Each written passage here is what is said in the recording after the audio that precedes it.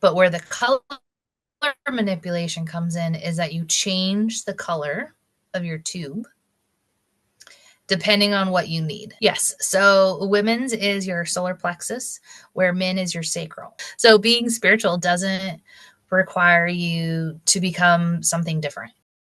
Welcome to the Citrine Path, a space for healing, transformation, and authentic connection.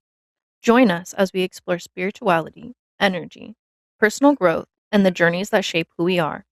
Light the path within and step into the conversation.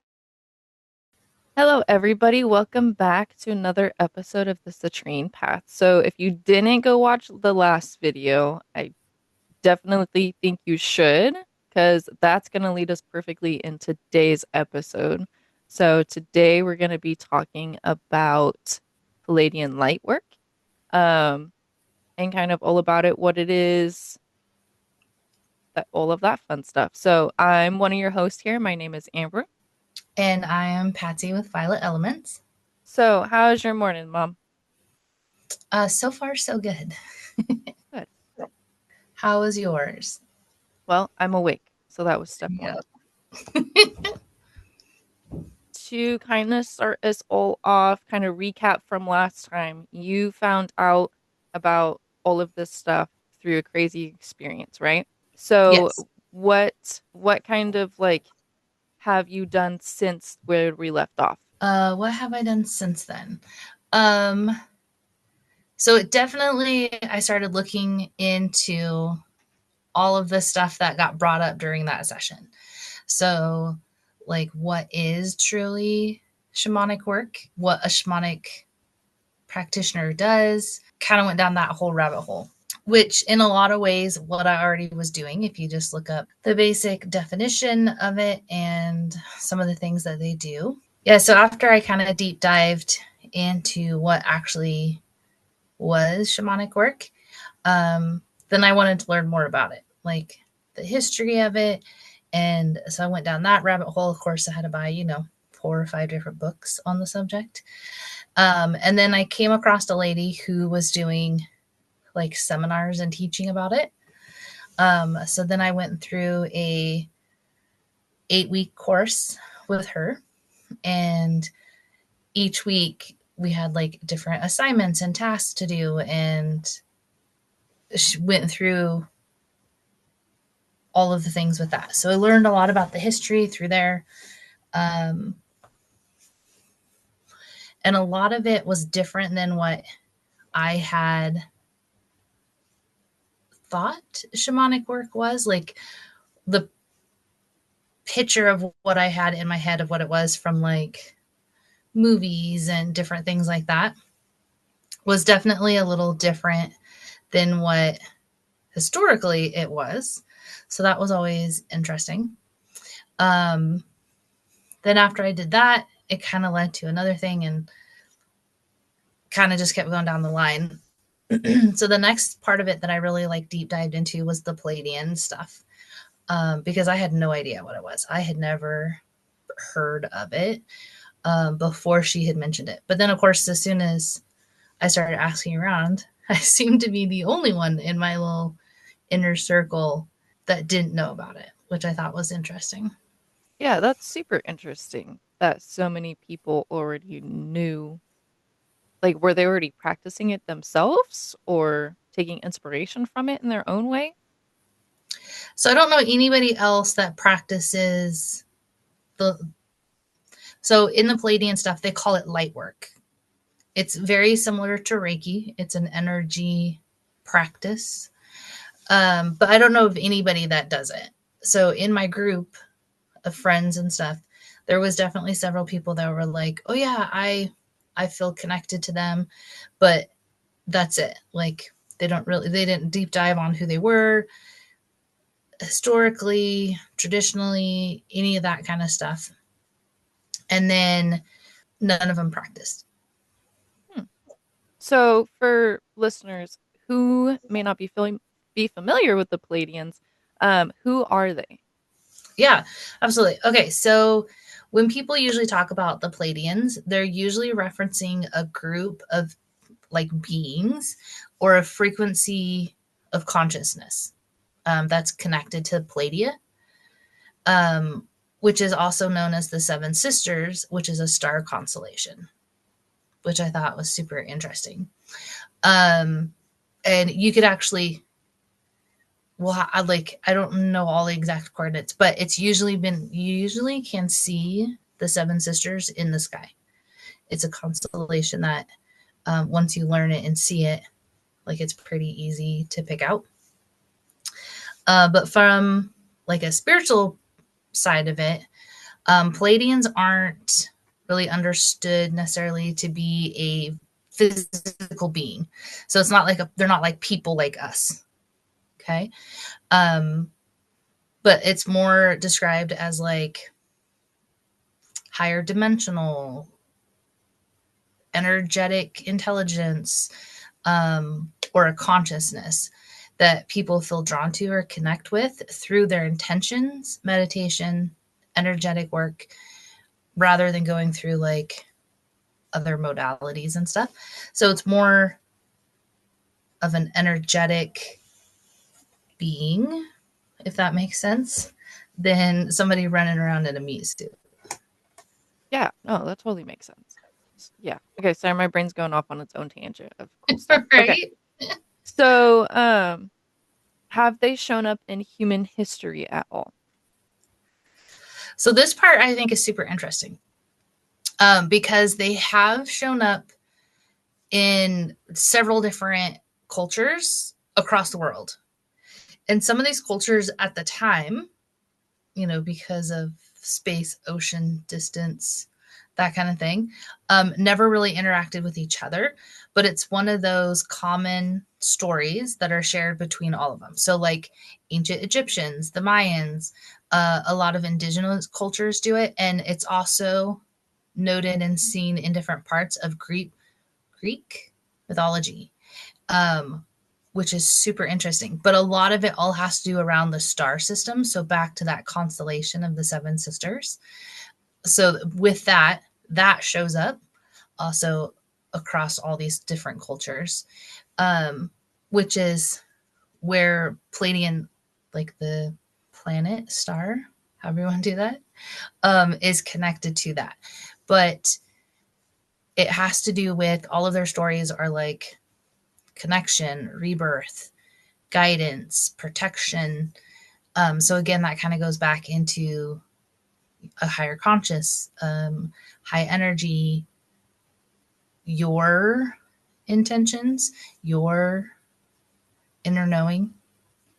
But a lot of people refer to it as the Pleiadian energy.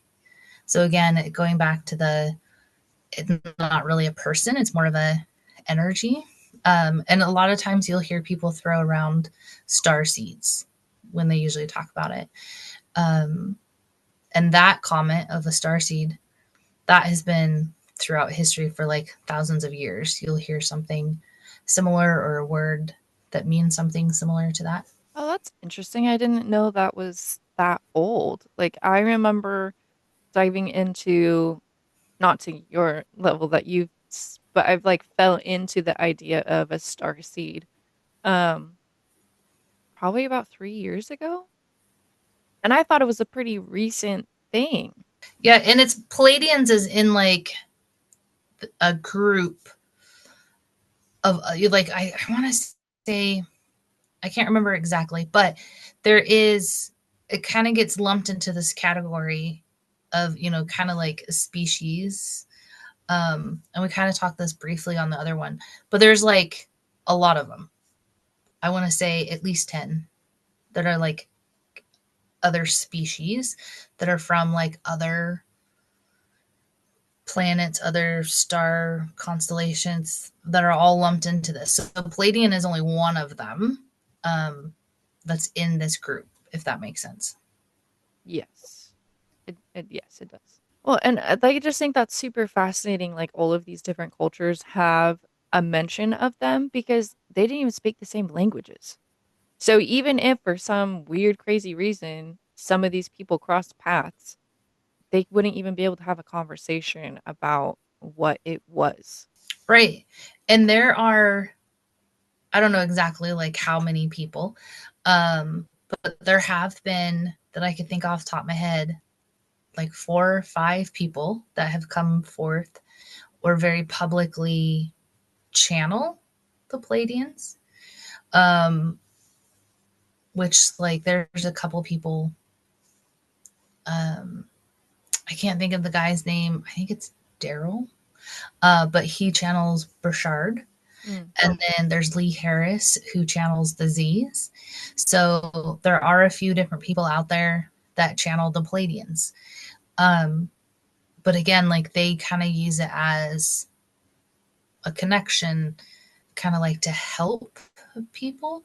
Um, so it's all about like that guidance, loving, that kind of like mindset with it.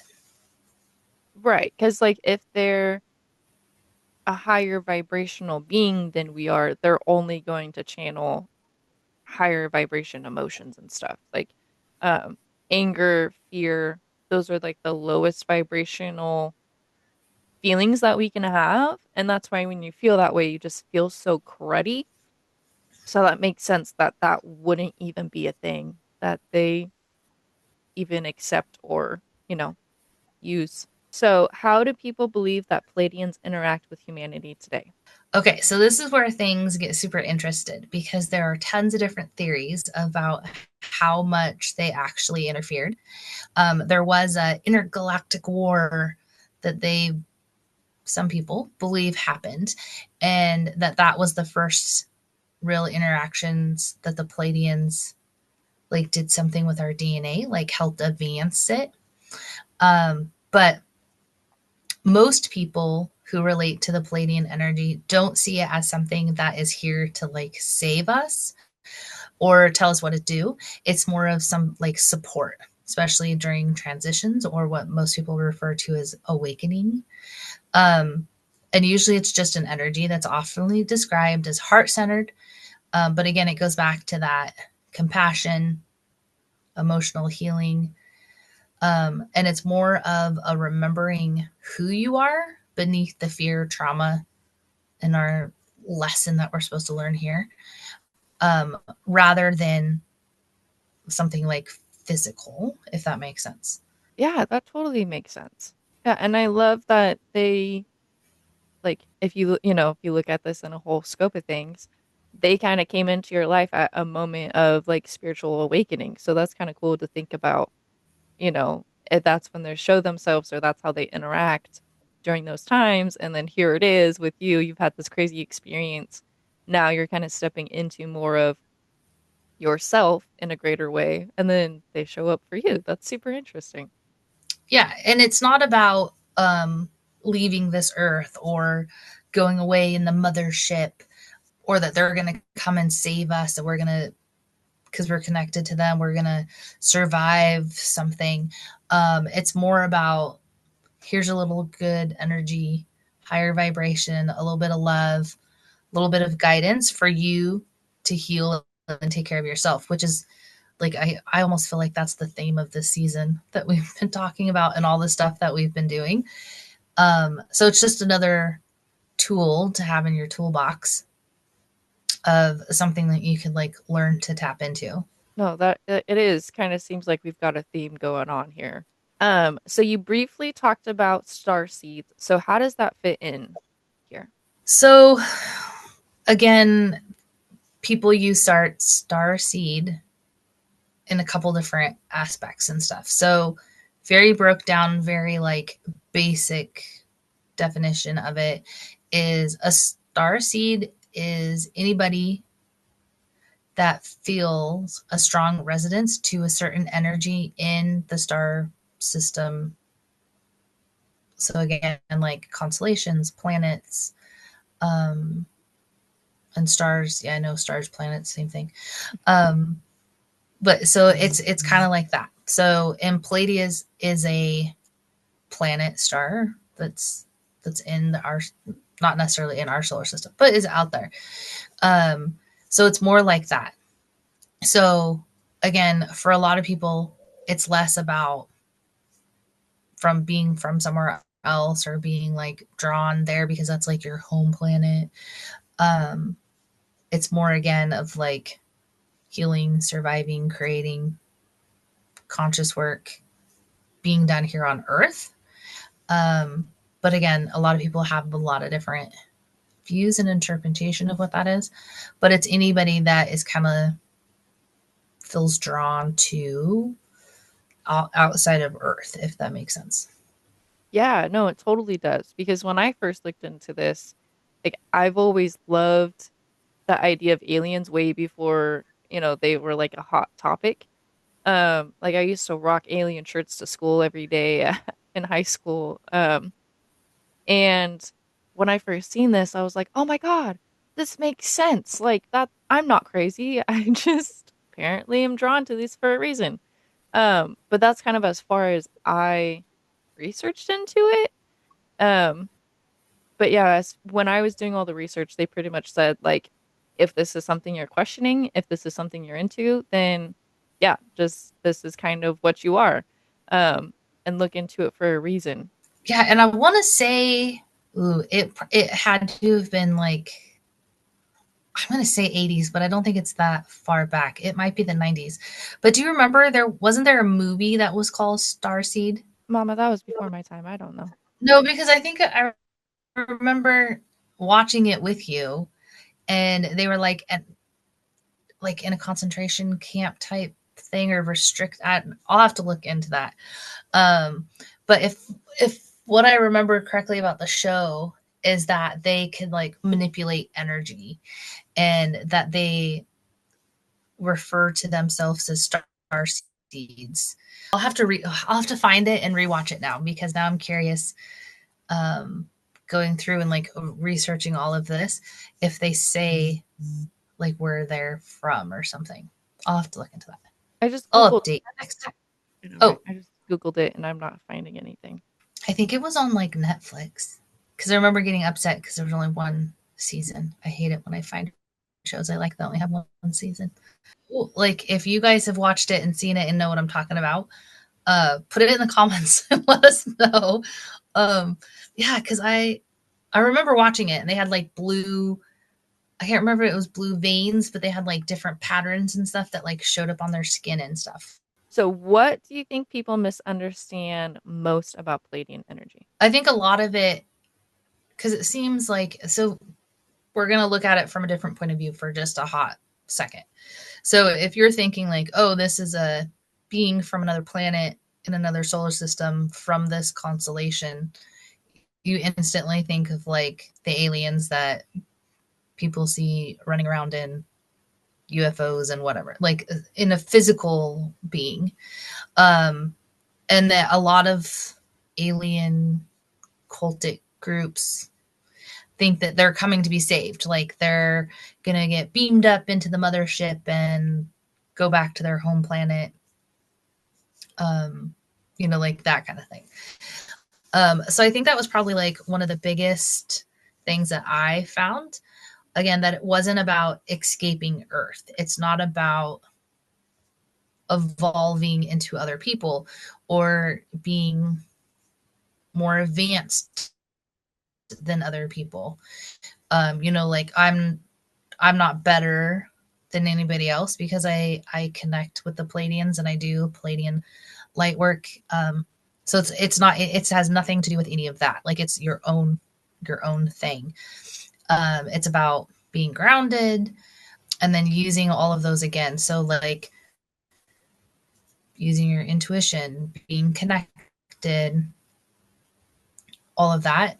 And I think in a lot of ways, just being more present in the human life that we have here, because it's not depleting any of that or making that be like wrong. Like, oh, you got to do all this to advance and ascend or, anything like that. Like, that's not really the movement with it. And again, everybody for the majority can think their own thing and have their own beliefs.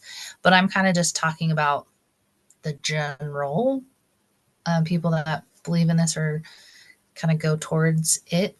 That's what it is. Biggest takeaway I just took from that was, not letting your ego step in the way. And I think that's a strong message that I have to get reminded quite a bit is that I allow my ego sometimes to step in, and then I like question, oh man, is my intuition really right? Like, am I just making this up? What if I'm wrong? What if this? What if that?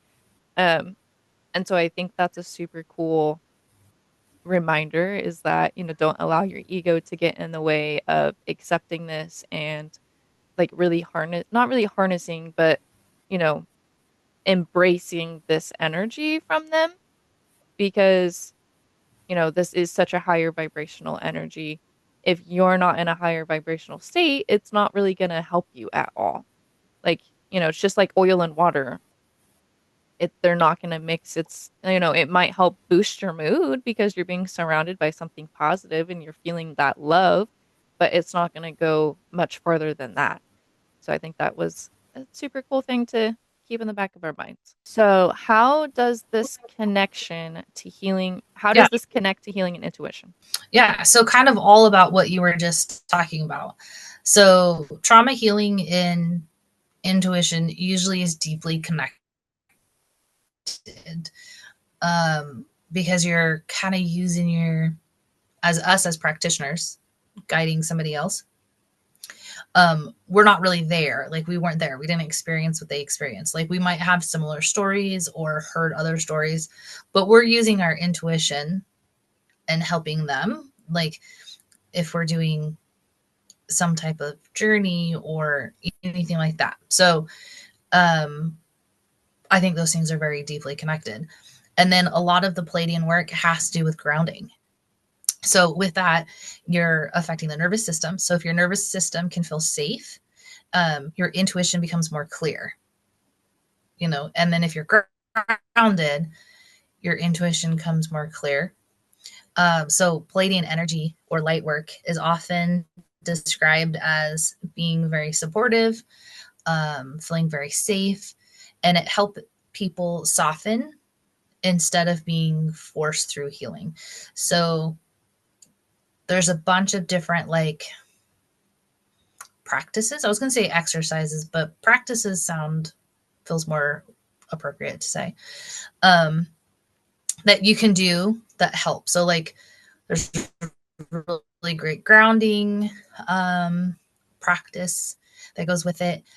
Different ways to do aura clearing and aura manipulating, which is like super fascinating because I had never really, out of all of the stuff I've done and books I've read, that was like the first time I've really heard anything about that. So that was like super interesting. And again, that goes back to that we have more control over our energy and healing, that we can do that. So that was kind of cool. Yeah. And then again, it's a practice. So the more that you practice and do all this stuff, your intuition becomes less of like a psychic flashes and more of a subtle knowing, is what I call it, or body awareness and trusting yourself again. So a lot of this isn't learning something new or becoming something different. It's remembering who you are, who you're supposed to be, and who you've been. I love that. That's been like my new life mantra. So that's super cool. So hang on. So when you said it becomes less like okay, so it people say like downloads, right? Just like them getting messages or something like that. Like, does it act something similar to that? Yeah. So instead of having like, oh, are you talking about when I said psychic flashes? Yes. Yes, Is that what that's what you're it was. referring back to? Yeah. Yeah.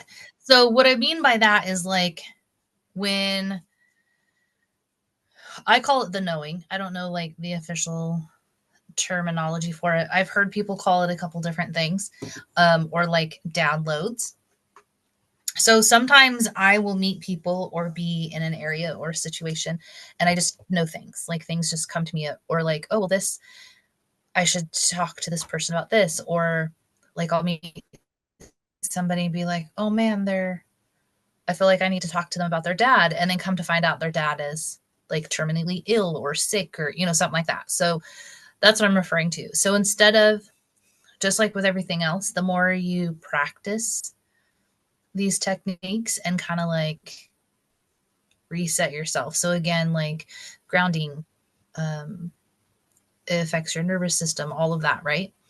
So the more you do that, the more calmer you're going to be, the more relaxed you're going to be, more aware of yourself. So then that kind of like meditating moves all of the other unnecessary things out. So then there's space and you're more aware. So then you could get this information or the knowing more calmly, more easily, and more regular. So instead of just having little flashes of things every once in a while, you can kind of like work it like a muscle and like tune into it easier and more frequently. Like you might not know it, but you've kind of experienced the same thing because when we've talked about things, you're like, oh, this just happened. And it's more frequently now than it used to be. Like every once in a while, you would get the knowing. And then now I swear, like almost every day that we talk, even though it's subtle little things, different things are happening. And you're like, oh, I got this off of the client. Oh, this came up. I'm not sure what this means. Can we talk about it? So you're already starting to see it more frequently happen. So again, now it's consistently coming instead of little flashes here and there. Yeah, and that totally makes sense. And maybe we should do like a whole episode on this whole situation, but I did a hypnosis to unlock a lot of my intuition and stuff, and it kind of like burst the doors wide open. And so from then it was like all of a sudden every light switch got flipped on, and now I like was scrambling behind trying to figure out when to turn which light switch off at what time and which ones to leave turned on. And so I've been like super random, but we just built a giant rock climbing wall for my kids to play on. And my husband was like counting the number of chain links, right? Because we set it to where we can hinge it so it can be more difficult or whatever, right? So I like would turn away from him and would ask, like, he was counting them. And so I was like, okay, how many links is on the chain that he's going to use? And I got the number 23. And then I asked him, okay, well, how many is on there? And he told me it was 23. So I've been trying to do little things like that to like help strengthen it every day. Like if my kids were playing with toys, and they're playing with cars, I'll turn away and say, okay, what color car is he gonna put on his Hot Wheel track next? And then try and do that. Yeah, that is so cool. And your guys' little rock thing is so cute. Seeing the little kids climb on it, it was quite cute. But Yeah. yeah, so similar to like that.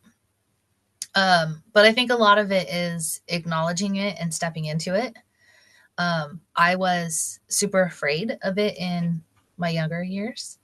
It's definitely got weirder as I've gotten older, and it's definitely evolved and changed into something totally different. Um, but the more I work with clients and the more I help other people with their intuition and harnessing their knowing, um, I understand mine more. And now I think it's pretty cool. And when I say weird, I mean it in a good way. Um, yeah, so big part of that is just acknowledging it and stepping into it, and then kind of doing experiments like what you're talking about of what's an easy way that you can tap into it, and like you're saying, flip on those light switch, um, and being able to control it. When you need it off, you can tune it out without stifling it or putting it away per se. Yeah, and I think we should make a whole episode just about this because there's been so many things I think both of us have learned over the last couple years that I would have loved to have known before. So maybe that'll be a teaser for a future episode. But if somebody is like questioning, skeptical, curious about all of this, what would you say to them? Kind of like in everything we've done so far in this season and our original season, is you don't have to believe everything. You don't have to believe everything I say. You don't have to agree with everything I say. A lot of things, me and you have different outlooks on it, but we could still do a similar practice. We could still use similar tools. We just might have a different path that we get to the same end result. So I would just say be curious. Be curious enough to where you go out and do your own research, take what resonates with you, leave what doesn't, and approach it just from a like open-minded, energetic point of view. Yeah, and make up your own framework. Like a lot of what I practice today that I do with my business and my clients is a combination of a few different things like this that I've put together and made my own framework. But just understand that in general, with the Pleiadian light work or energy work, it's about understanding compassion and connectedness and consciousness. So be aware of your body, your surroundings, what you need, and know that you have the ability to heal yourself. At the end of the day, if something helps you, makes you become more grounded, feel more loved, more connected to yourself, then it's doing its job. I say this all the time with Reiki too. If you believe in it or not, great. But if I could get you in my studio on the table to relax and reset and just be still and do something for yourself for 60 minutes, then I've done my job. Yeah, and I say the same thing to people all the time about my stuff too, because like the tuning forks, a lot of people don't quite understand them, which totally is fair. They kind of look like a medieval torture device, and then, people grew up using it for in band class or things like that, and then all of a sudden now it's a healing tool. Like, what are you talking about? But yeah, I just tell them, hey, just try it out. So it definitely isn't a true season without our special guest, Malachite, making an appearance. We are so blessed to have him join us as we wrap up today. Yeah, now we got Wally too. Oh, and we have our kitty friend joining us too. Ah, yeah. I don't know why everybody's awake so early today, but we got a party now. The Palladian grounding. You mentioned that, and I know that was something that you kind of are super fascinated with. So, what can you tell us a little bit about that? So a lot of the Pleiadian practices or techniques have a lot to do with manipulating of color. And a lot of the grounding stuff I used to do had to do with roots and growing roots from yourself into the earth. And the one thing that's a little bit different with the Pleiadian technique of grounding is that it's not necessarily a root. I would describe it more as like a tube or like a flexible straw, if that makes sense. And it comes out of your chakra. And for male and female, it comes out of a different chakra, but you're going to use that because you kind of send and receive through it. But where the color manipulation comes in is that you change the color of your tube depending on what you need. We did an episode in season 1 talking about how color affects us and the different meanings of the colors in like spiritual practice. So it's kind of tapping into the same thing with that. So each color makes us feel a different thing. So there's a technique and a practice to get to what colors work for you and like how they make you feel. So then once you've established that, then that's like what you do moving forward is like knowing what color to make your tube. Okay, so you said male and female, they're from different chakras. Do you know what the two chakras are? Yeah, so it's your solar plexus and your sacral. Okay, so do you know which one is for which? Yes. So women's is your solar plexus, where men is your sacral, where your energy and like your intuition comes from. Like obviously it's going to be different emotionally for men and women because we go off of a different things drive us.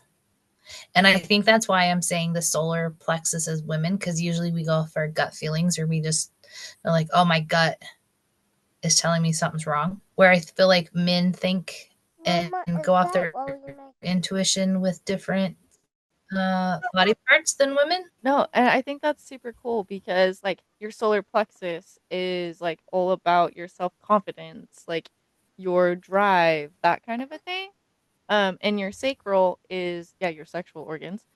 That's all about like your creativity. So that's super interesting. So, what is some of your favorite resources about this topic? There's a lot of really great books that are out there, which I found super fascinating because where I grew up, where you grew up, is kind of like, I want to say, the headquarters for the weird and unusual.